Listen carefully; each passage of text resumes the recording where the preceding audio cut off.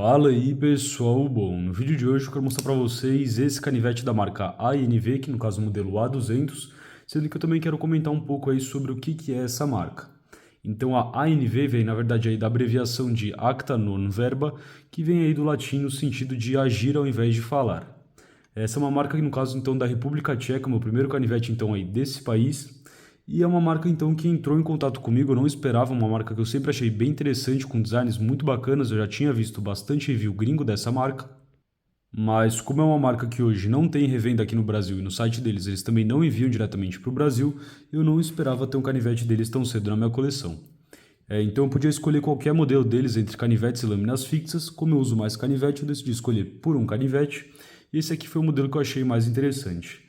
No caso, esse aqui é o modelo A200, mas eles também têm o modelo A100, sendo que o que vai mudar principalmente é que ele tem, são dois modelos que têm uma silhueta, então são dois modelos muito parecidos, porém o modelo A100 ele conta com aço CPM Magna Cut, que é um aço que eu acho hoje o melhor aço que a gente tem no mundo, mas o modelo A100 conta com as talas em FRN.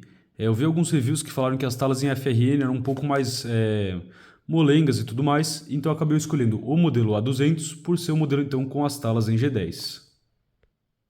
E o modelo A200, na verdade, utiliza um aço que eu nunca tinha ouvido falar, que é esse aço aqui então chamado Sleipner. Eu nem sei falar muito bem aqui o nome do aço, mas eu achei bem interessante e acabei escolhendo justamente porque eu gostei um pouco mais das talas em G10 e também porque eu gostei muito do estilo geral desse canivete. Ele conta com uma trava do tipo X-Lock, que se eu não me engano a NV chama de A-Lock, e é um canivete que eu gostei muito, porque é um canivete grande e mesmo ele tendo as talas em G10 também é um canivete extremamente leve.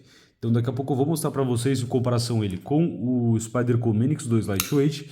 Ele consegue ser um canivete aí, então um pouco maior que o Manix, mas que, por incrível que pareça, com as talas em G10 ao invés das talas em FRCP, né? Então esse polímero que o Manix usa, ele consegue ser aí 1 grama mais leve que o Manix 2 Lightweight. Então canivete muito leve mesmo. Sendo que eu também gostei muito do formato da lâmina dele, então ele tem esse drop point com esse sulco aqui que ficou com uma ponta mais robusta, mas que ainda assim fatia muito bem, ele tem uma lâmina mais fina, com um desbaste que também fatia muito bem, então aqui ó, gostei bastante tanto do formato do geral da lâmina como também ali do desbaste nesse sentido, é uma lâmina ali de 3 milímetros, sendo que o estilo dos canivetes da ANV também é muito bacana. Ele conta com o que eles chamam então de, se eu não me engano, é Lumidot, que é como se fosse uma espécie de um lume ali, então essa aqui é uma parte do thumb stud que brilha no escuro, daqui a pouco eu vou mostrar isso para vocês, sendo que a lâmina também tem uma cobertura ali com DLC. Gostei muito da forma como encaixa na mão, achei um canivete realmente muito bacana mesmo, sendo que ele vem então nessa caixinha aqui a gente tem o ANV, e abrindo essa caixinha aqui eu achei uma caixa com uma apresentação bem interessante, porque quando você abre ele, se eu não me engano isso aqui vem em outro canto, esse pedaço aqui, mas ele vem então com esse cartão, que é um cartão que ele fala então quem foi que montou e também quem inspecionou a faca depois. Aqui a gente tem algumas informações do número do modelo e tudo mais. Aqui ali a gente tem então, realmente é feito na República Tcheca, eu achei bem interessante, eles utilizam até uma outra moeda que eu nem conhecia. E como era uma marca que eu tinha visto mais como por curiosidade realmente, por ser algo que eu não tinha acesso de achar aqui no Brasil, então eu só conseguiria comprar no exterior, era um canivete que eu realmente não... Eu vi alguns reviews dele, mas eu não imaginava que eu ia ter ele na minha coleção, então eu fiquei muito feliz realmente de ter essa oportunidade de experimentar. Eu gostei bastante da marca, sendo que então o modelo A200 ele vai ter de comprimento total 210 milímetros, sendo 88 milímetros de lâmina, e eu acabei de perceber que eu tirei a caixa aqui da frente de vocês e sem mostrar realmente como ele vem. Ele vem com uma apresentação bem bacana, porque o canivete vem então dobrado aqui nesse sentido e encaixado aqui na caixa assim. Então achei uma apresentação muito limpa, muito bem feita da ANV. Eu gostei bastante do estilo que eles fizeram essa caixa. Porém agora voltando então na questão das especificações dele, eu vou fazer aqui as clássicas comparações de tamanho do canal para mostrar para vocês. A gente tem ele, por exemplo, em relação ao Ontario Hat 1. Então, um canivete que ele é quase nada ali menor que o Ontario Hat 1, porém a área de fio útil dele é uma área de fio útil que, se a gente colocar aqui lado a lado realmente com a área de fio útil do Hat, me parece que chega a ser ali um pouquinho de nada maior que a área de fio útil do Ontario Hat 1. Comparado aqui também com o Ontario Hat 2, a gente tem ele aqui em relação ao Ontario Hat 2, dá para ver que realmente é um canivete bem maior que o Hat 2, e comparando aqui, por exemplo, também com o Spyderco Manix 2 Lightweight, como eu tinha falado para vocês, E também aqui com um novo lançamento da Denko, que eu tenho que trazer o review para vocês ainda, que é o Denko Cub. Então a gente tem ele aqui bem maior que o Denko Cub. E comparando também aqui com o Denko AD 20.5, esse aqui é o modelo então com as talas em fibra de carbono, a gente tem que ele também vai ser maior que o Denko AD 20.5. Comparando agora também com a minha última aquisição da coleção, que ainda tenho que trazer o review para vocês, aqui eu tenho uma faca do cuteleiro André Klein, uma faca que tem aí 20 centímetros de comprimento total, sendo que falando então em lâmina fixa, né, então ao invés de canivete, a INV ela tem muitas lâminas fixas que eu achei muito bacana, então vou deixar para vocês aí tanto o link do Instagram deles também como o link do site da INV, onde vocês encontram todos os modelos, e as especificações técnicas também lá de todos os modelos. Comentando agora um pouco então sobre a questão de como veio o fio de fábrica, ele veio também com um fio muito caprichado, veio um canivete então que aí vem fatiando muito bem, ele tem uma geometria bem bacana então aqui na questão do desbaste mesmo, sendo que o thumb stud dele fica só de um lado, mas aparentemente dá para você vir ali e trocar a questão do thumb stud. Então se você for canhoto, você pode trocar ali o lado do thumb stud e também trocar ali o lado do clipe de bolso. Ele conta com um clipe de bolso que é um wire clip bem deep carry na cor preta, então o canivete ficou com um clipe muito discreto. Aqui dá para mostrar para vocês como ele fica realmente ali dentro do bolso, então fica só esse arame preto. É claro que o fundo branco não ajudou muito a explicar, mas em qualquer calça, então uma calça preta, uma calça jeans e tudo mais, ele fica muito discreto e realmente por ser um canivete tão leve, ele também tem um porte bem bacana. A questão de como ele é por dentro das talas ali, não sei se vocês conseguem ver, a parte realmente do X-Lock vem só até ali aquela parte, inclusive o parafuso fica um pouco além ali da tala, mas não chega a pegar aqui na lâmina, e o resto então é G10 e é G10 que tem inclusive ali alívio de peso, então se o foco ajudar, a gente tem ali a questão dos alívios de peso, aqui a gente também tem a parte então que segura o clipe com o parafuso, ele tem esses dois espaçadores aqui, né, espaçador não, esses dois... Esqueci como chama agora quando são só dois pinos assim, na cor vermelha, sendo que eu gostei muito desse visual, então que mistura o preto e o vermelho, o acabamento da lâmina, o acabamento DLC, como por exemplo a Spyderco utiliza em modelos como o Paramilitary 2, que eu tenho também.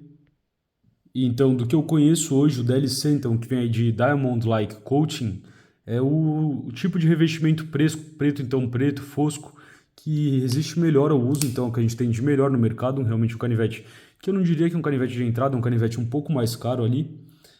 No caso, eu não paguei nada por ele, né? Veio para mim como uma encomenda, que eles colocaram o valor do canivete, colocaram como 100% de desconto e tudo mais, mas mesmo assim eu fui taxado e ficou mais ou menos, se eu não me engano, foi 430 e pouquinho aí a taxa que eu tive que pagar, mesmo sendo um canivete que eu ganhei para fazer o review.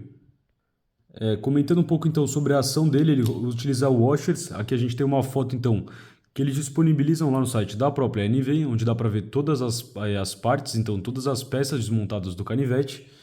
E então é um canivete que ele tem uma ação bem suave. Eu coloquei no oil aqui, não é aquela ação que você vai falar, nossa, meu Deus do céu, que ação rolamentada muito boa, mas é um canivete que vem, abre numa boa, fecha numa boa, bem tranquilo de utilizar. A trava dele é bem fácil de acionar aqui também, então uma trava que você consegue puxar ali só com o lado de uma boa. E uma coisa que é diferente do que a gente costuma ver, por exemplo, em algumas travas como o Shark Lock aqui, ou como alguns tipos de X-Lock. No caso do Manix aqui a gente não tem um X-Lock, né? Ele é o Ball Bearing Lock, que é um pouco diferente.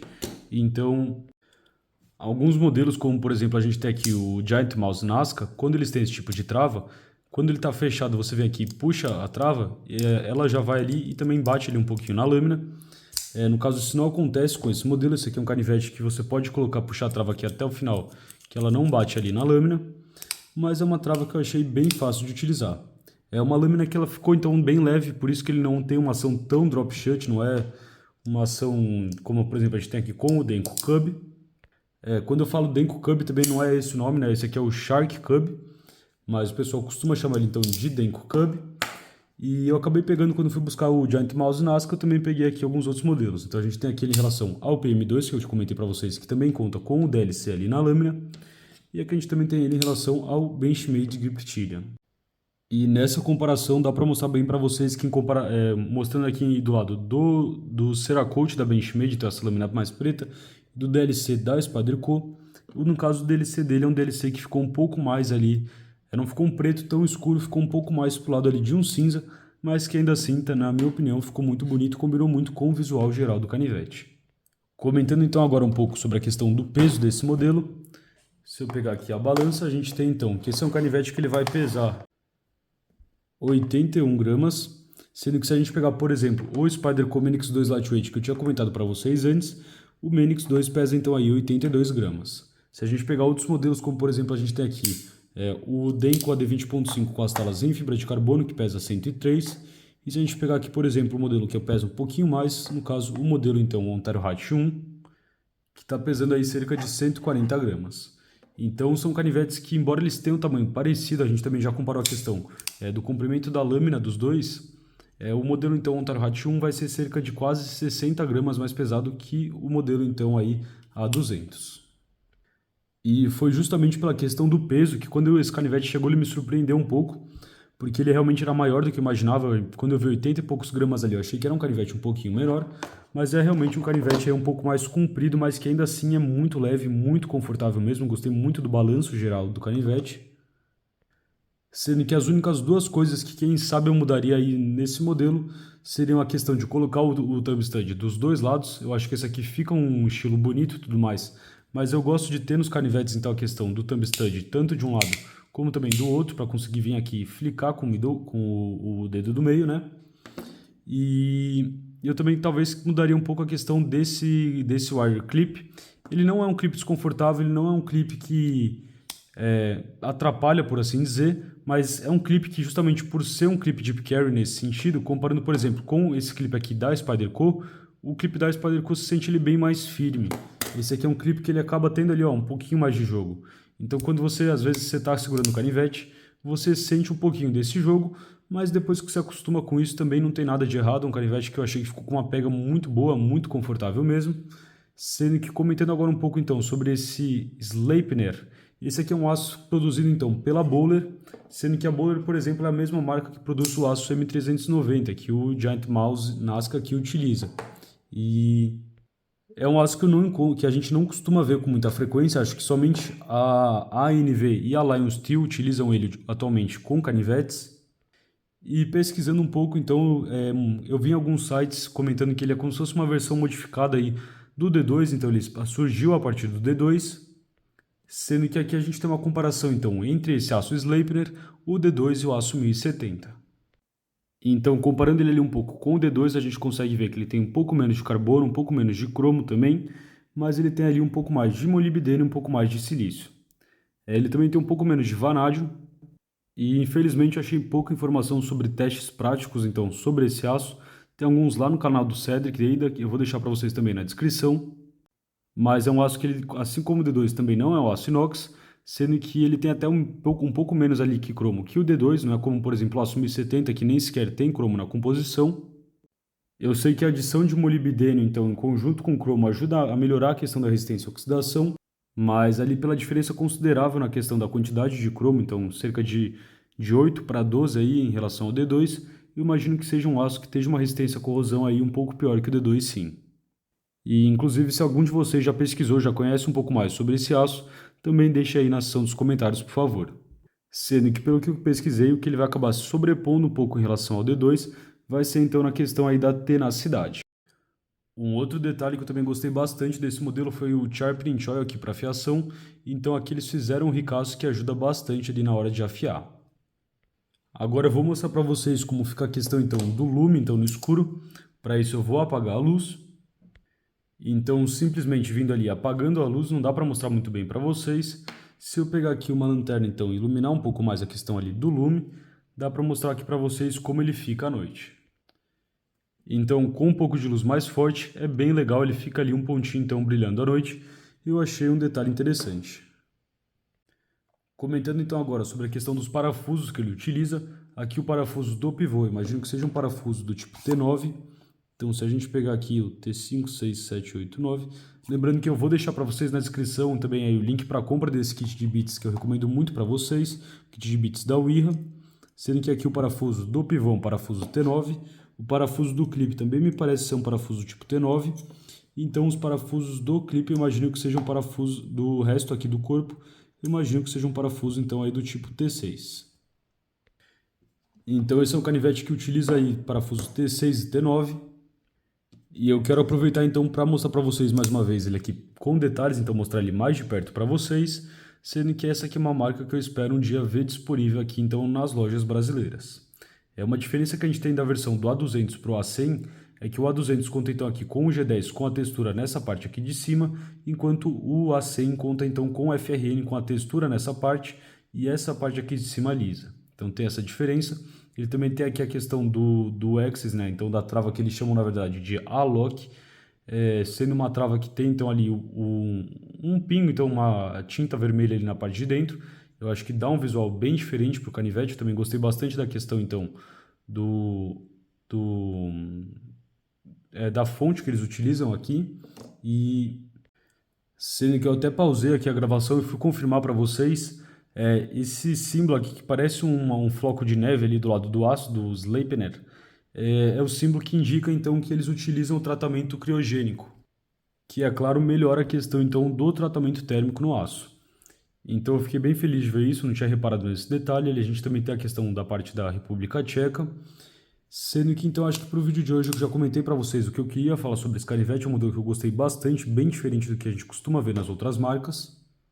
Se ficar mais alguma dúvida, deixem aí nos comentários e para o vídeo de hoje era isso. Falou pessoal!